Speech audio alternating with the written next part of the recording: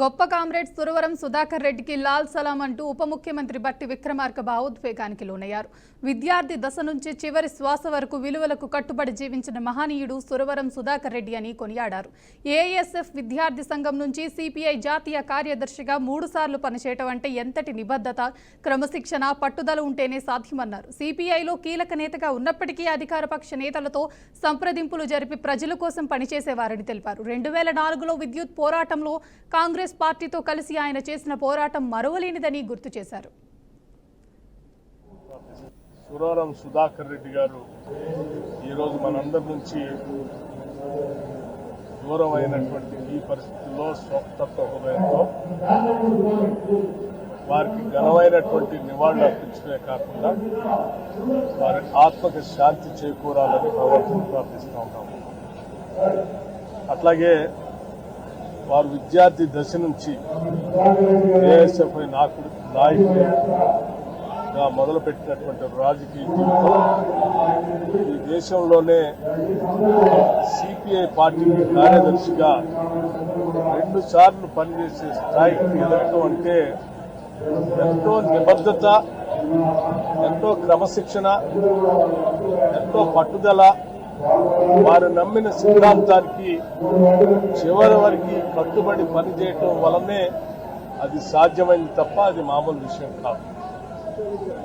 తెలంగాణ ఒక మారుమూల గ్రామంలో వ్యవసాయ కుటుంబంలో పుట్టినటువంటి సురవరం సుధాకర్ రెడ్డి గారు చిన్ననాటి నుంచే ప్రజల పక్షాన నిలబడి ప్రజల పౌర హక్కుల గురించి, వారి జీవితాల్లో మార్పు రావాలని, జీవన స్థితిగతులు మెరుగుపడాలని వారి చివరి వరకు పోరాటం చేసినటువంటి విషయం మనందరికీ స్ఫూర్తిదాయకం. వైసీపీ కేవలం ప్రజలను తప్పుదోవ పట్టించేందుకే నిరాధారమైన ఆరోపణలు చేస్తుందని మంత్రి రాంప్రసాద్ రెడ్డి అన్నారు.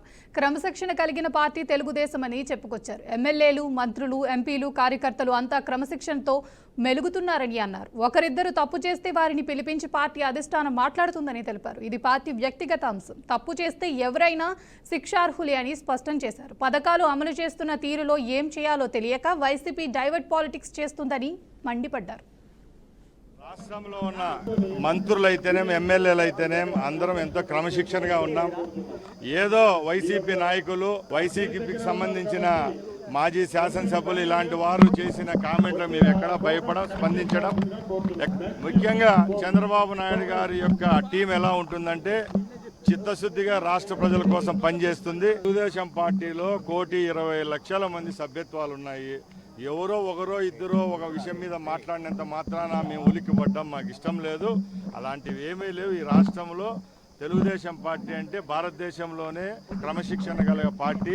అలాగే ఇక్కడ ఉన్న నాయకులు అయితేనేం, కార్యకర్తలు అయితేనేం ఎంతో క్రమశిక్షణగా ఉన్నాం కాబట్టి ఈ 40 వసంతాలు పూర్తి చేసుకొని నిజంగా అలాంటి మాట్లాడిన వాడిని తప్పకుండా పార్టీ పిలిపించుకొని మాట్లాడుతుంది. ఇది అంతర్గత విషయం. లోడ్దాం ఆంధ్ర యొక్క విచారణ విషయంలో ఎక్కడ రాజకీయ ప్రమేయం లేకుండా ఏదైతే నోడల్ ఏజెన్సీ ద్వారా చెప్పామో దాని ద్వారా ఈరోజు కమిటీ కూడా అధ్యయనం పూర్తి చేసుకొని ఆ రిపోర్ట్ను కూడా అసెంబ్లీలో లేకపోతే ముఖ్యమంత్రి గారికి ఇచ్చేదానికి సిద్ధంగా ఉంది. రాష్ట్రంలో ఉన్న మంత్రులైతేనే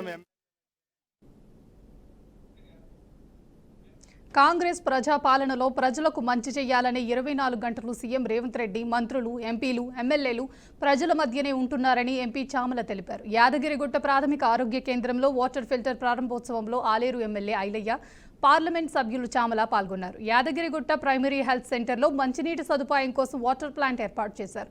సిఎస్ఆర్ ఫండ్స్ నుంచి మంచినీటి వాటర్ ప్లాంట్ను ఏర్పాటు చేశారు. గత 10 ఏళ్లలో ఎవరికీ డబుల్ బెడ్రూమ్లు రాలేదని, కానీ ఈనాడు ఆలేరు నియోజకవర్గంలో 3,500 ఇండ్లు మంజూరయ్యాయని చామల చెప్పారు. సదుపాయం కోసం ఒక వాటర్ ప్లాంట్ ఏర్పాటు చేయడం జరిగింది.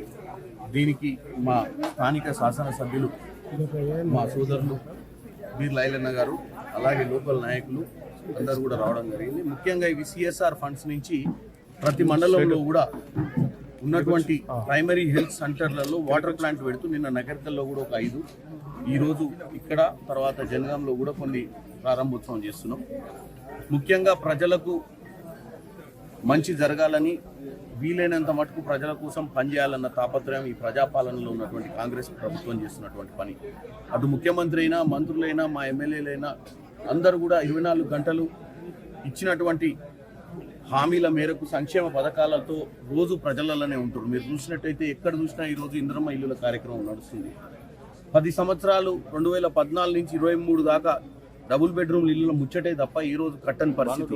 కానీ ఈ రోజు 3500 ఇల్లులు ఆలేరు నియోజకవర్గంలో ఈ రోజు గ్రౌండింగ్ అయినాయి. ఇకపోతే సన్న బియ్యం, కొత్త రేషన్ కార్డులు, గతంలో ధరణి ద్వారా అన్యాయం జరిగినటువంటి రైతులకు వారి భూములను, వారి పట్టాలు వాళ్ళకి ఇచ్చే విధంగా భూభారత్ లాంటి పథకాలు తీసుకొచ్చి ప్రజల మధ్యని పోతుంది ఈ ప్రభుత్వం.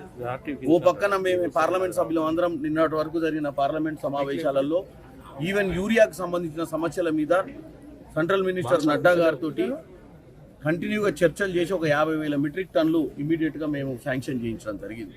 మంచినీరు. ఇవి బులెటిన్ అప్డేట్స్. చూస్తూనే ఉండండి BRK న్యూస్, తెలుగోడి సత్తా.